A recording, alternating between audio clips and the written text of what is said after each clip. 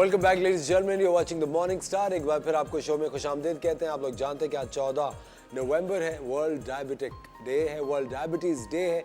जितने भी लोग ज़ियाबतीस के मर्ज़ में मुब्तला हैं या प्री डायबिटिक हैं या उनको ये ख़दशा है कि उनको डायबिटीज़ हो सकती है, हमने आज इस पॉइंट को फोकस किया है और हमारे दो बहुत ही अच्छे दोस्त हमें ज्वाइन किया है। उन्होंने हमारे साथ हैं doctor Yusuf Lakhdawala, family health adviser हैं, consultant general surgeon Hill Park Hospital, Burhani Hospital, professor of surgery Fazaia Ruth Pfau Medical College, special courses in diabetes and diabetic food, endocrinologist. I hope I got that right. Endocrinologist तो नहीं है, लेकिन ये कि diabetic foot और उसमें course मैंने किया। और उसके साथ साथ हैं doctor Maryam Tanveer, BDS RDS implant C endo dentist है इन शॉर्ट, है ना डॉक्टर साहब? सही कहा ना मैंने? जी। बुरा तो नहीं माना? नहीं बुरा क्यों मानूंगी। अच्छा, आप दोनों का बहुत बहुत शुक्रिया, आप लोगों ने वक्त लगाया। डॉक्टर साहब, मैं आज जो आप जिस तरह जानते हैं कि आज वर्ल्ड डायबिटीज़ डे है, सबसे पहले तो ये कि आप ये फैक्ट जानते हैं कि आज वर्ल्ड डायबिटीज़ डे क्यों है? जी बिल्कुल। देखिए 1922 से पहले जो है डायबिटिक लोग जो है दो चार साल में डायबिटीज़ होती थी और मर जाते थे। 1922 वो ग्रेट साल है जिसमें वो ग्रेट आदमी ने इजाद की, सर फ्रेडरिक बेंटिंग। उसने ये इजाद की, इंसुलिन डिस्कवर की विद क्रिस्ट, एक क्रिस्ट करके कुछ और नाम है, मुझे याद नहीं आ रहा, उनके साथ मिलकर। तो फ्रेडरिक बेंटिंग का आज birthday 14 November 1922। Excellent. I think ये बहुत बड़ी इजाद है। 14 नवंबर, ठीक है। 1922 में तो खैर वो उन्होंने इजाद किया ये, तो इस वजह से 14 नवंबर का डे चुना गया उनके हिसाब से आज का दिन। तो ये बहुत बड़ी बात है कि इंसुलिन इजाद हुई और उसके बाद से अब आज पूरे 100 साल हो गए कि 100 ईयर्स में डायबिटीज़ कहाँ से कहाँ हो गई। अब डायबिटीज़ कोई मौत का नाम नहीं है, एक chronic non communicable disease. Non communicable disease means कि लगने वाली बीमारी नहीं है।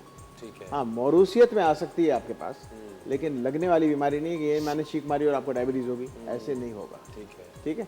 तो ये एक अच्छी चीज़ है कि और डायबिटीज़ इंसुलिन की वजह से अल्हम्दुलिल्लाह it is totally controllable disease now.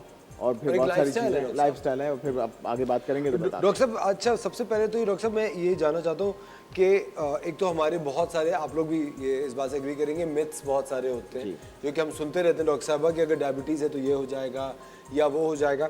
मैं डॉक्टर साहब से पूछना चाहता हूँ कि सबसे पहले तो ये बताएं, what is type 1 and type 2 diabetes? सबसे पहले हम डायबिटीज़ को डिफाइन करें कि खून में शक्कर की मिकदार ज़्यादा होना। ठीक है। एक उर्फ आम में हम कहेंगे कि डायबिटीज़ क्या है, तो बहुत से लोग पहले कहते थे कि किसी की पेशाब मीठी हो जाए तो उसको कहते हैं कि मीठा पेशाब की बीमारी है डायबिटीज़। ठीक है, तो वो सही कहते थे बिल्कुल। और पहले ज़माने में इनफैक्ट डायबिटीज़ डायग्नोज भी इस तरह होती थी कि physician use to test the urine of the patient. ऐसे डेडिकेटेड लोग भी होते थे। उसके बाद टेस्ट आने लगे, बेनेडिक्ट टेस्ट आने लगा, उसके बाद बेनेडिक्ट टेस्ट से टेस्ट होने लगा, उसके बाद फिर ब्लड शुगर होने लगी।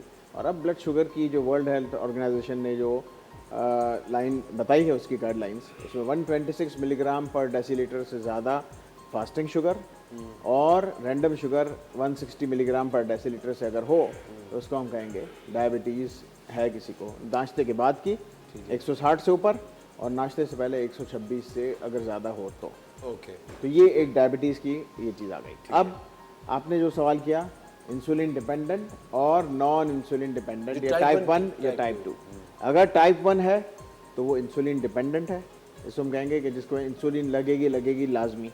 और टाइप 2 जो है वो है नॉन इंसुलिन डिपेंडेंट, जिसमें हम दवाइयाँ ट्राई करेंगे और अगर उसमें ज़रूरत पड़ी तो फिर दवाइयों से हम छोड़कर इंसुलिन की तरफ भी जा सकते हैं। तो वो फिर टाइप 1 बन जाएगी? नहीं, वो टाइप 1 नहीं बनेगी, वो असिस्टेड होगी विद इंसुलिन। और वो आसान होता है, उसमें कोई ज़रूरी नहीं है कि हम दवाइयों की बहुत सी मतलब इतनी रेजिस्टेंस हो जाती है उसके अंदर कि फिर इंसुलिन पे आना पड़ता है। अच्छा डॉक्टर साहब, क्या इसका कोई रिवर्स प्रोसेस नहीं है? अगर एक दफ़ा हो गई शुगर किसी को तो बस हो गई शुगर तो हो गई, लेकिन कंट्रोलेबल है, रिवर्सिबल नहीं। कंट्रोलेबल इतनी है कि आप डाइट और लाइफस्टाइल मॉडिफिकेशन करके इसको ऐसे कर सकते हैं कि बिल्कुल जैसे ख़त्म हो गई हो। आजकल जो कि बहुत ज़्यादा फरबा या ओबीज़ लोग हैं जिसके अंदर डायबिटीज़ होती है, उसमें गैस्ट्रिक बाईपास सर्जरी के ज़रिए से इसको कम्प्लीटली रिवर्सिबल भी कर सकते हैं। अच्छा जी। और गैस्ट्रिक बाईपास सर्जरी ऐसी होती है, उसमें आप जिस तरह देखते हैं कि मैं अगर नाम लूँ तो जैसे अब कहेंगे जिस अदनान समी खान है, जिसने अपनी बहुत सी बॉडी को इतना वो कराया कि सिंपल बिल्कुल, अब देखें उनको कैसे स्मार्ट हो गए वो, बिल्कुल ठीक है। skinny, हाँ। तो डेफिनेटली उसने एक ये प्रोसीजर्स करवा के और अपने आप को ऐसा स्लिम करवा दिया कि हो सकता है कि उनको डायबिटीज़ हो तो बिल्कुल वो रिवर्स होके बिल्कुल अपने नॉर्मल प्लास्टिक प्रोसीजर्स के साथ साथ ये करवा के उसने अपने आप को पेट को छोटा करवा के अंदर से स्टमक को, और अपने ऐसे हार्मोनल उसमें ऐसे कुछ हार्मोन्स पेट से निकलते हैं जो कि कम होके अब वो पूरे अच्छी तरह से वो डाइजेशन फॉर्म भी सही हो गया और उसका साथ साथ खाना पीना भी सही हो गया, मेटाबॉलिज्म पूरा रिवर्स हो गया। तो डायबिटीज़ की दवाओं की तकरीबन नीड या तो ख़त्म हो जाती है या बहुत मिनिमल हो जाती है। बहुत मिनिमल। अच्छा डॉक्टर साहब, जो प्री डायबिटिक कंडीशन होती है वो क्या होती है? प्री डायबिटीज़ मीन्स कि आप at the verge of diabetes हैं, अगर वहाँ कंट्रोल करो तो फिर नहीं होगी, या जो प्री वहाँ डायबिटिक? इंसुलिन रेजिस्टेंस शुरू हो जाती है। ठीक है। बॉडी में आपके इंसुलिन रेजिस्टेंस शुरू हो जाती है। अब आपके बहुत ज़्यादा इंसुलिन, पेनक्रियाज जो है, लुबलुबा जिसे कहते हैं उर्दू में, वो बहुत ज़्यादा इंसुलिन बनाना शुरू कर देता है। ठीक है। तो इंसुलिन बनती है, बॉडी रेजिस्टेंस, बॉडी के ऊपर वो काम नहीं कर रही होती, सेल्स के दरमियान में एक किस्म की रेजिस्टेंस, कुव्वत मुदाफ़ियत बन जाती है। इंसुलिन जो है वो बहुत ज़्यादा पेनक्रियाज फेंक के फिर आखिरकार पेनक्रियाज थक जाता है और वो बीटा सेल्स जो कि पेनक्रियाज से बहुत ज़्यादा इंसुलिन बना रहे होते हैं वो आहिस्ता आहिस्ता ख़त्म हो जाते हैं और फिर फ्रैंक डायबिटीज़ हो जाती है। ठीक है। तो अल्टीमेटली वो इंसुलिन रेजिस्टेंस बनती है, उसके बहुत सारे फैक्टर्स होते हैं। वहाँ हम बहुत ज़्यादा पेशेंट को वॉक कराकर, पेशेंट की डाइट लाइफस्टाइल मॉडिफिकेशन Exercise कराकर करा के। उसको रिवर्स कर सकते हैं। ठीक है। डॉक्टर साहब, जो खवातीन को प्रेगनेंसी के दौरान हो जाती है उसको जेस्टेशनल डायबिटीज़ का डॉक्टर साहब, तो क्या वो डिलीवरी के बाद खत्म हो जाती है? हो सकती है ख़त्म, और अगर आपने उसको एहतियात ना की तो फिर वो कंटिन्यू कर जाती है डायबिटीज़ में, अच्छा, वो रिवर्सेबल है?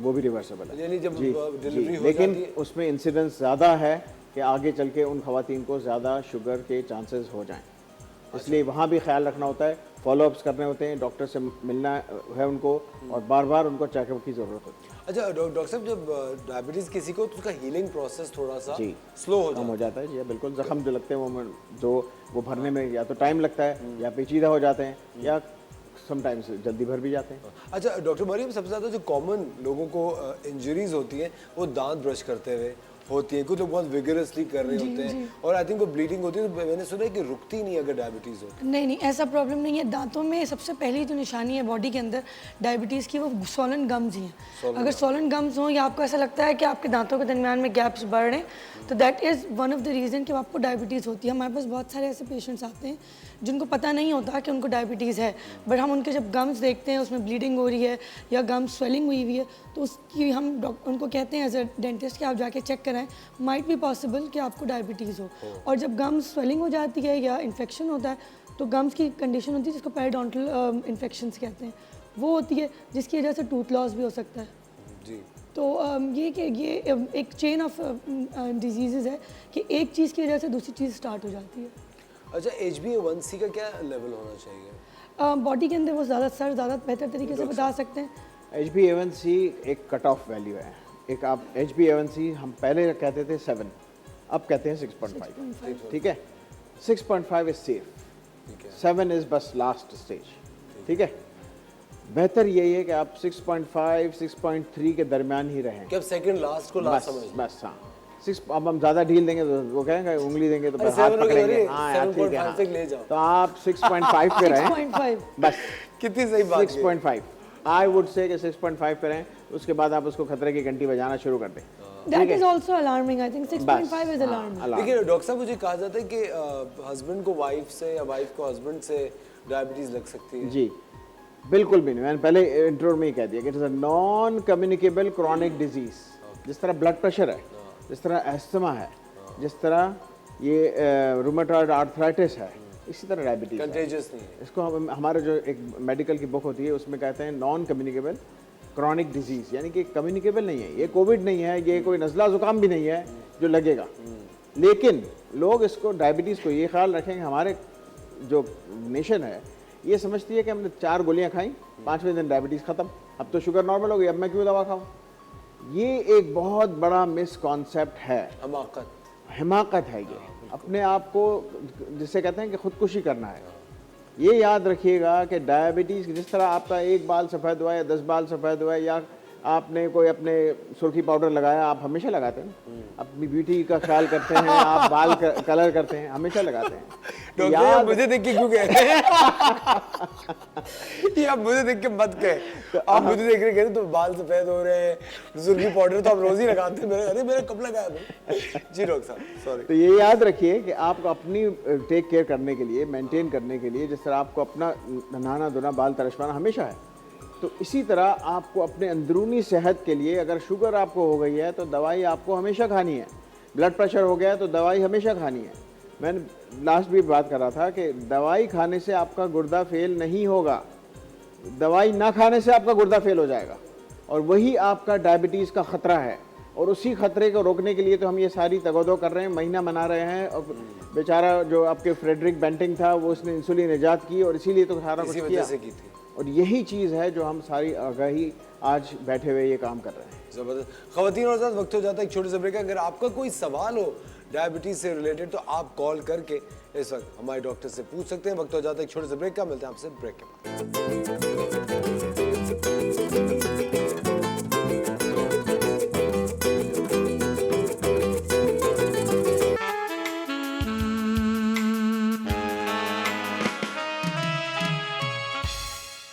वेलकम बैक ख़वातीन और हज़रात, आप देख रहे हैं द मॉर्निंग स्टार। आज वर्ल्ड डायबिटीज़ डे है और डॉक्टर मरियम से मैं पूछना चाहता हूँ, डॉक्टर साहब बहुत सारे लोगों को जो ऑफकोर्स डायबिटीज़ से गुजरे होंगे, उनको दांत की भी तकलीफ होती है और हीलिंग प्रोसेस जैसे डॉक्टर साहब ने कहा स्लो हो जाता है, वो दांत निकलवाते हैं तो फिर क्या सिनेरियो? दांत निकालने के बाद हम पेशेंट को ये कहते हैं कि 24 आवर्स के बाद 24 आवर्स तक तो वो स्पिट ना करें।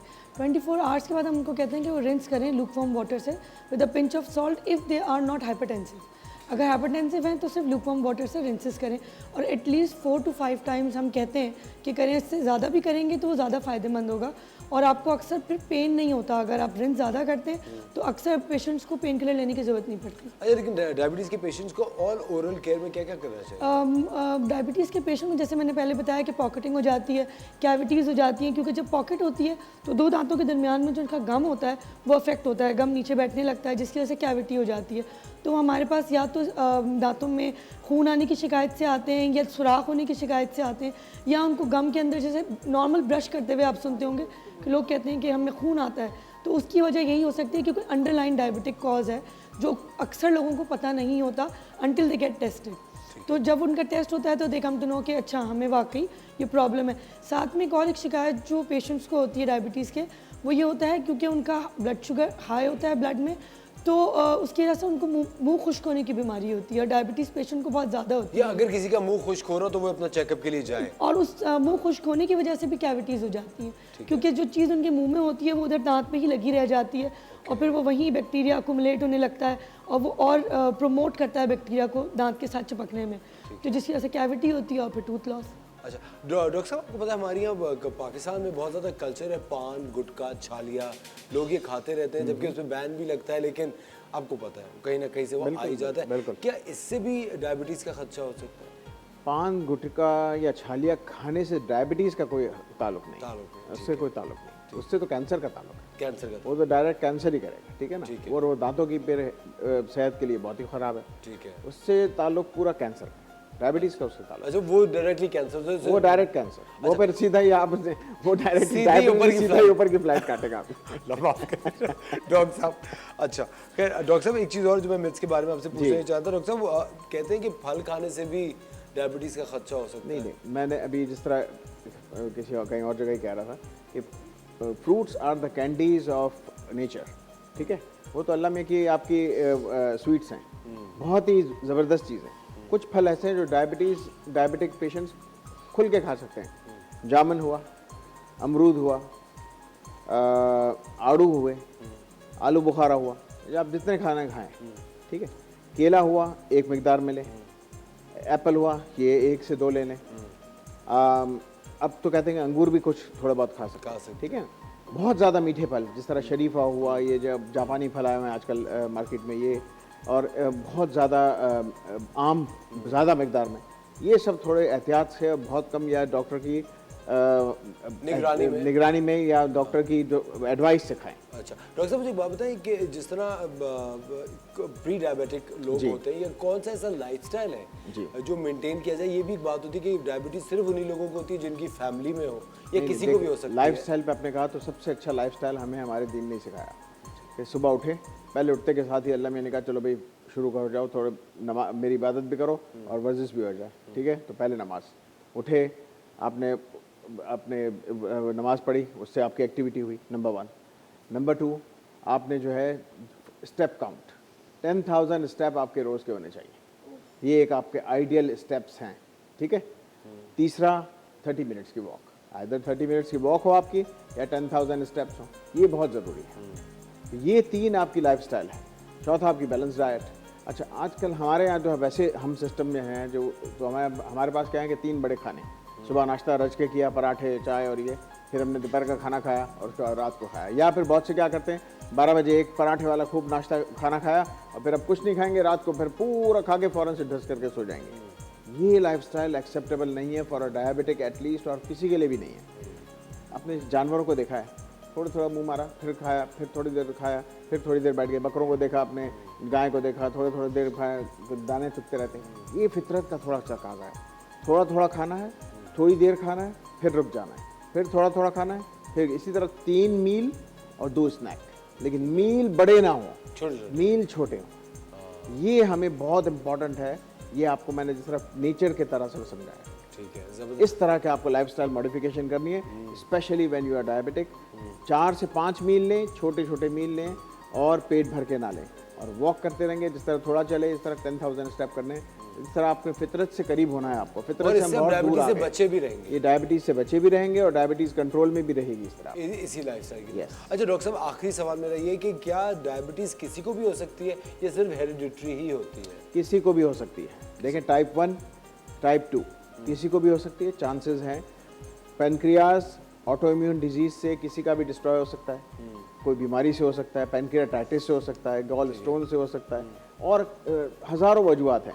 लेकिन मौरूसियत में होंगे तो ज़्यादा हो सकता है, मोटापे की वजह से हो सकता है। कुछ दवाइयाँ ऐसी है, कुछ ऐसे माजून हैं जो बहुत से लोग खाते हैं इधर उधर जाके, उनसे भी आपने माजून लिए खा गए और फिर उसको ऐसी दवाइयाँ उसमें मिला के दे दी जाती हैं जो कि अताई डॉक्टर दे देते हैं, उसके बाद दवाइयों के बाद भी होता है और शूट अप हो जाता है। डॉक्टर साहब बहुत बहुत शुक्रिया। Thank you very much. आपको भी बहुत बहुत शुक्रिया। खवातीन हज़रात, वक्त हो जाता है एक छोटे से ब्रेक का, मिलता है आपसे ब्रेक के बाद।